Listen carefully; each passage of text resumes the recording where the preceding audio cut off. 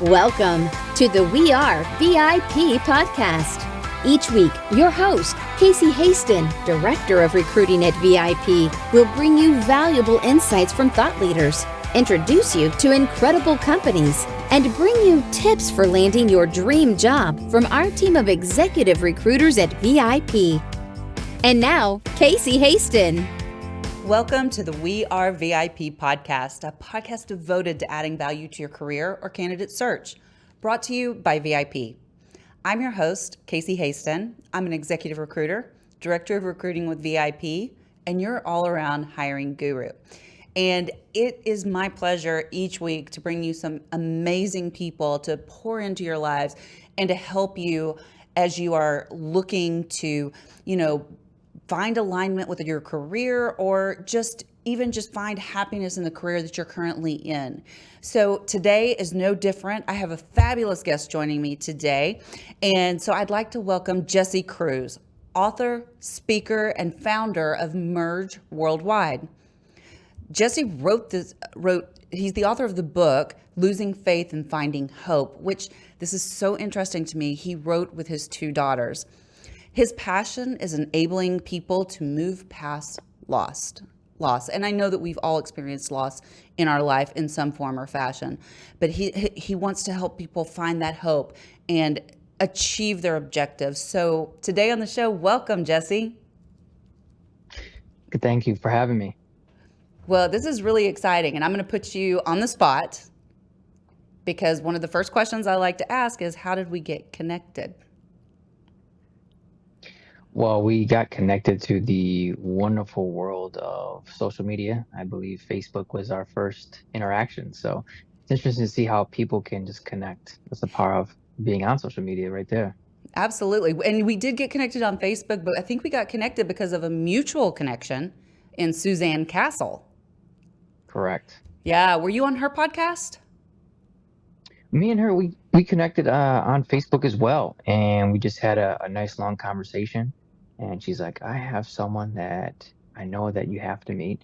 You two are both amazing, and I'm going to make an introduction. And I was like, okay, sounds good. She did. She's really good at that. And she is so good at empowering people. And she has that ability to make those connections when she feels like two people should meet. And I think that's a gift. Not everybody knows how to do that and to make those connections when it makes sense. And sometimes you just got to trust your intuition when you make those introductions. And for us, I believe that was... And not everything we'll go into on this show, but there was a strong reason for the two of us to have met, for sure. Most definitely. So Jesse, tell me a little bit about yourself and your journey as an author, speaker, and founder. What led me to where I'm at is I knew that I was called to share my story, and I was so excited for the opportunity to make that happen. I hired a coach, changed my life. It was the first time I ever invested in myself, so it was very scary investing several thousands of dollars before I invested like zero. So there was no investment at all in myself and my personal development. Working with that coach, it changed my life, the education, the support, the encouragement. And going through that process, I realized that I had ran out of the money to continue paying my coach, which I was like, oh my gosh, this is terrible. I'm gonna have to call my coach, tell him that I'm gonna quit on my dream of sharing my story because I quite literally could not afford it. And I was like, well, before I do that, let me go home, talk to my wife first, because that's going to be a much more difficult conversation for me to handle. I drive home. I said, hey, Des, we got to sit down and talk. And as we're talking, I said, look, you know how it's my dream to share my story all over the world? She's like, yes, Jesse, I know. I said, well, you know how we've invested several thousands of dollars into this coach? She's like, yes, Jesse, I know. And I said, well, if you look in our bank account right now, you will see that we can't go to the gas station. We can't go to the grocery store. We have $0. And I'm sorry, but we are dead broke right now. And when I said that, I saw the look of complete disappointment on her face. And then I let her know, I said, also, today I'm going to have to quit on my dream. And I'm sorry. And when I said that, I felt the disappointment in myself. And I felt complete embarrassment and also felt like a hypocrite because I've always told my wife and my children to go after your dreams and to never give up on them. And here I was quitting on my dream literally right then and there. And when I said that, I just dropped my head and I started crying. And my wife, who is known to be a talker, had no words. That was like the first time I ever saw her speechless. And as I'm at the table crying for a while, I think she just had to gather herself for a moment. And she finally speaks up and says, "You know what, Jesse? I'm not going to let you give up on your dream. We're going to find a way to make it work. We'll find a way to get the money. We'll make the time. We'll get the network of people to make sure that this happens." And when she said that, I stopped crying. I wiped the tears from my eyes and I said, "You know what? You're right. We're going to figure it out." And we got the money, made the time, got the right people in our lives, and got the story shared out. Now what I love to do is I get the opportunity to coach entrepreneurs on how to share their story effectively from stage, help them to be seen, heard, and understood through the power of sharing their story. And I love creating those experiences through our masterminds and live events for them because I know that people want to be seen, heard, and understood. And it's about creating that experience for people to change their lives quite literally through sharing their story. Yeah, and and I love what you said because I think that there's many little nuggets in what you just said, and thank you for being so vulnerable with us about that because a lot of people would be embarrassed to say, I had to tell my wife we're dead broke, and then ask her if I could, keep doing what I was doing, which it doesn't sound like you had to ask her. It sounds like she supported you, and it's important to surround yourself with those type of people that not only want to walk beside you, but support your dream so wholeheartedly that they don't want to see you fail. Yeah, I think support is key for no matter what industry you're in, no matter what profession, you got to have the right people in your life. I believe when you get the right people Mm-hmm. in your life, the right opportunities can happen. Absolutely. And so tell me a little bit. So is that when was Merge Worldwide formed? Was it before that moment or after that moment? It was after that moment. It Okay. was definitely after that moment. Um, and it was so interesting enough because it started off originally, writing books, which turned into people wanted me to speak. I didn't have the aspiration to ever speak. People were asking me to speak. I'm like, all right, I guess I got to speak now because I have a book. Now people are asking me to speak, so I guess I'm gonna speak. Okay, cool. And then the speaking, people were like, well, would you help me craft my story? I said, yeah. And then during COVID, when the world was shut down, I was telling my wife, I said, I have a great idea that can add to our business. She's like, well, what's that? And I'm like, I think we should start doing in-person live events. And she looks at me like, what is wrong with you? I'm like, what do you mean? She's like, we're literally in the middle of COVID. You can't even do one. I was like, well, they just opened some of the restaurants, and I bet you we could just invite like 6 to 8 people at a restaurant and social distance. And, if we got to do the mask thing, that's fine. But if we just invite some people to a restaurant, sit down at a dinner table, we'll like talk business and stuff and see what happens. And she's just like shaking her head at me. She's like, there's something wrong with you. I'm like, yeah, I know, but I think it's going to work. And so that we literally, the worst time in human history to start doing in-person events, that's what we started. And it's been working ever since. That is crazy. I did not know that. We didn't talk about that in our original conversation. And you're right. I mean, and probably at that time, where do you live, Jesse? I live in New York State. Oh, wow. So yeah, you had like double whammies there. So like Texas, we were like, COVID, Exactly. what? We were But one of the most locked down places in the nation when I yeah, was telling this to my wife, and she was just like, I just don't understand. And I'm like, y- it's all sh- going to work out. Just trust me. she truly is supportive. Yeah, So she really is. talk to me a little bit about Merge Worldwide. What's the mission? Mission is to impact 1 billion people through storytelling. I believe that a world that shares their story is a world that's healed. But it's creating those environments for people to have a place where they can feel loved and accepted for who they are. And what they've experienced and what they've gone through is not something that's holding them back. It's actually the thing that's going to propel them forward. And so we make sure that we create events around experiences for people who can share that story freely. So tell me a little bit, like when you talk about creating those experiences, what does that look like for people? What do you do with them?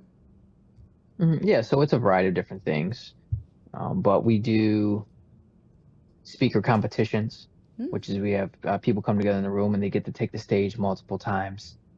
That's a different level from I've been to a lot of events, but this that style of event has a lot of vulnerability, a lot of authentic people in that room. Feels like a family very quickly, which I love. And then we have our retreats as well, more intimate setting, and we talk about things that we can work on in our personal and professional lives. And it's just really about creating trust with people. I think to me, that's the foundation of a healthy relationship that is built upon trust. And then that trust can lead to the vulnerability and people sharing, which then leads to the growth and the healing. Well, and let's talk about that for a second because I know you like to you have a passion for teaching people how to tell their stories, but you also have a passion for enabling people to move past loss and achieve their objectives. So, how did you, if you don't mind sharing, personally arrive at this point and adopt this mindset? Can you rephrase your question? I want to make sure I understand. So, you have experienced personal loss, which that was the book was based on that you wrote with your daughters. So how do you use that to help others move past loss? hmm Yeah. Well, what I've noticed, especially for men typically aren't as open and vulnerable from what I've seen as women. And I've been kind of vulnerable to the point where it's like maybe over the top sometimes with people. But I feel like once I'm able to share openly about the losses that I've suffered from people in my family that have hurt me deeply and write a book about it and give a day by day account of losing one of the people that means the most in my life and then sharing it publicly to the world, what that did was first to help me heal, to help my family heal and the people reading it. And then it gives permission to people that their story matters and their story needs to be heard. And someone has to be the one that's vulnerable enough. I call it be strong enough to be weak. And that's what vulnerability is to me. And once you give yourself permission to do that, you empower everybody else. And so I believe that one of the keystone habits of changing your life is to continuously grow in your level of vulnerability. Yeah, and that's hard for a lot of people. I know, like, even for me, I don't want people to see me when I'm vulnerable a lot of times. And so I have to really make a conscious effort to put that real Casey out there and be vulnerable. So tell me a little bit while we're still on the subject. Can you tell us a little bit about the book that you wrote with your daughters, Losing Faith and Finding Hope? Yeah, so it's a couple things. So it's two books, right? So Losing Faith, Finding Hope is a book that I wrote. And then I wrote a book with my daughters right after that called Where Did My Love Go? And because our family experienced such a tremendous loss, I was writing a children's book because I was like, you know what? Children have significant losses too, but they don't maybe have a resource that they can pick up a book and read about how to process that and how adults can talk to them about that. And I started the writing process and I was like, you know what? Let me see if my daughters, Haley and Mariah, want to be a part of this and ask them for their input because they went through a loss with us too. And I asked them about it and they said, yeah, Dad, we'll do it. So, they typed up a few of their ideas of what loss means to them and how they went through it. And so we just put it all together and made the book because a lot of times adults don't have that conversation with children. And if they do have that conversation with children, it's already after somebody has passed. And the emotions are flaring so high, they don't have the language or the understanding or education how to have these conversations with kids. And so this book is a way for children and adults to have a dialogue about losing someone that you love. And again, I go back to the fact that, so many of us, all of us have experienced that in our life, and maybe not at the same level, because if I remember correctly, the Faith was your daughter. Correct. Yeah. So my daughter Faith, she was born prematurely. So when she was born, she was only 1 pound because she was 4 months early. She could quite literally fit in the palm of my hand. And every single day in the hospital, we never knew what would happen moment by moment. I would watch her literally flatline and then come back to life, flatline, come back to life. And then 42 days of that pattern, she finally flatlined for the final time. And we left that hospital, obviously brokenhearted, devastated, and wondering what we're going to do next with our lives because our hearts were quite literally ripped out of our chests when she passed away. Well, being the mom of a premature child as well, I certainly know exactly what you went through in the NICU, and having to question every moment when you walk in and you hear those alarms. They're like, is that my baby? Because I'm not sure how many babies were in your NICU, but there were probably about 20 in ours. And so it was like you walk in, you hear those alarms, and you're like, oh my God, is that mine? So, and I am so sorry for your loss. So what strategies moving past that in 42 days, thank goodness you had 42 days with her, right? 42 days that can never be taken away from me. Yeah. So what strategies do you employ to assist people now, having gone through that, to overcome those setbacks and keep persevering? I think it's the first connection point. A lot of times I believe people feel when they've suffered a hardship, a significant challenge, some sort of trauma, they believe that they're the only ones that ever went through it. And that's why vulnerability is key, because it's being real enough with people to let them know that they're not alone, that they're not the only one. And then also it's having the network and supports and resources to point them to other people who've experienced something similar that they can lean on and trust and share their feelings and share what they're going through. Because when you're unable to share, I believe you're also unable to heal.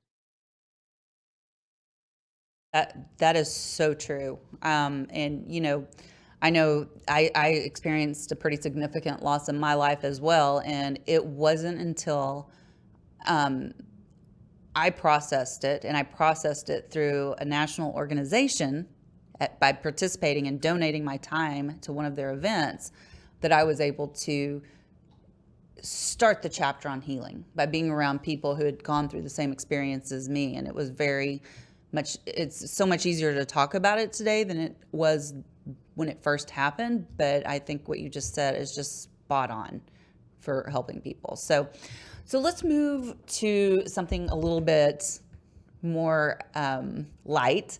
So you're hosting a legacy retreat in Italy coming up at the end of June. And how come you didn't tell me about this before? So can you tell us a little bit about this? Yeah, well, it was my wife's dream since she was a little girl to always go to Italy. And because we spend time in our business trying to create experiences for people that quite literally make their dreams come true, I was like, well, if we're going to be doing these things for other people, we need to do it in our own home. So booked a trip to Italy, told my wife we're going to Italy, you know what I mean? And my girls. And so I took them to Italy last year. We saw most of the country from top to bottom. We saw all over the place and tremendous life-changing experience. And then we left shortly after, and I looked at her, with my crazy ideas, and she just rolls with it at this point. I just say crazy stuff. And I was like, well, what if we went back and then we just brought some incredible entrepreneurs here and host a retreat?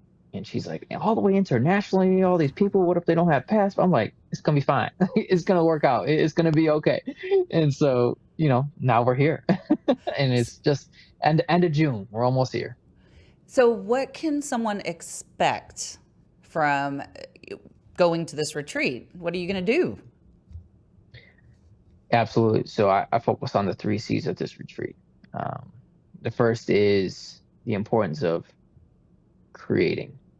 I see a lot of entrepreneurs, they want to expand their business. They have a million ideas. Well, it's getting clear on what ideas that you're going to implement. And so it's creating something that's not only going to grow your business, but also grow in your personal life, and to create something that's going to outlive you, whatever that idea may be. But it's creating that environment for people to come together, brainstorm, which leads to the next C, which is collaboration. Because anytime that I believe when someone has a dream, they got to have a team.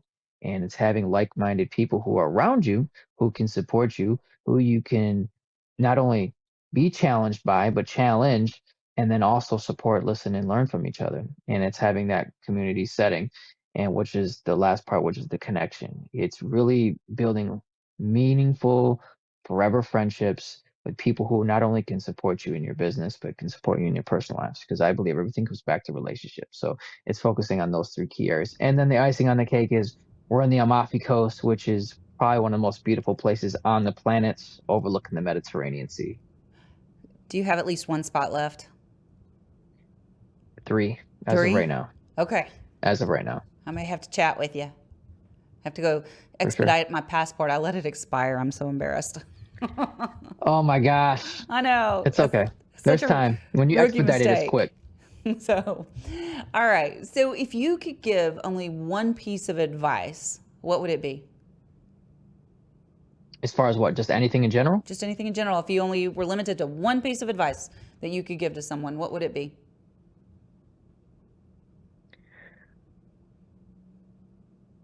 I would say one of the most important things is to learn about your gift.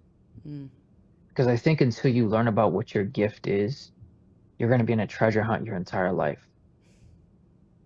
And once you understand that your gift is the treasure, and you are a treasure, once you have an abundance of riches in your heart and in your spirit, you're going to want to give it away. And once you give it away, you will receive more riches than you could ever imagine. You know, I have never heard it put quite like that. That was beautiful. Thank you. I love that. I'm going on a treasure hunt. Actually, I think I've already found my treasure, but but I love the way you put that. Okay. All right. Well, so we are almost out of time. So I want to get to our VIP questions. Are you ready? I'm ready. Okay. So if you were chosen to be one of the first colonists on Mars, what three things or people would you take with you? Well, people, most definitely my wife, Desiree, my daughters, Haley and Mariah. Obviously, those would be the three people I'll have with me. That seems like a pretty easy decision for you. Oh, for sure. I love that. Okay. So I sometimes question if she would bring me though. But I know I would bring my wife. I'm just kidding. I'm just kidding. I was a joke. Is she going to say yes when you ask her to go? That's the next question. Exactly. Her and the girls exactly. might be like, my crazy ideas. That's too far out there, Dad. So what is one thing you do each morning to set your day up for success? Read scripture. I like to understand because I believe that I am a masterpiece. Therefore, I'm a piece of the master. And I like to learn how I was created and who I was created by. And the more clear I can understand that connection, the more I can understand how I can serve and reach the people around me. Good words right there. All right, my final question, my final VIP question for you. If your life's work was being summarized in a news article, what would the headline be? Your story matters. Simple and to the point. I love it. How do people find you, get in touch with you if they want to learn more about what you're doing, your retreats that you have? What's the best way to reach you? It's literally social media. So Facebook is the best way to connect with me, Jesse Cruz, or Instagram, Jesse Cruz Speaks. Two of the simplest ways to DM me. I always respond. I always get back to people. I'll make time. That is so awesome. Jesse, thank you so much for being here with us today. I have really enjoyed having this conversation with you and our first conversation. So stay in touch. But for now, you are a VIP. And that's a wrap for today. Join us next week here on the We Are VIP podcast. We'd love to know how we can help you be a VIP. To find out more, log on to wearevip.com.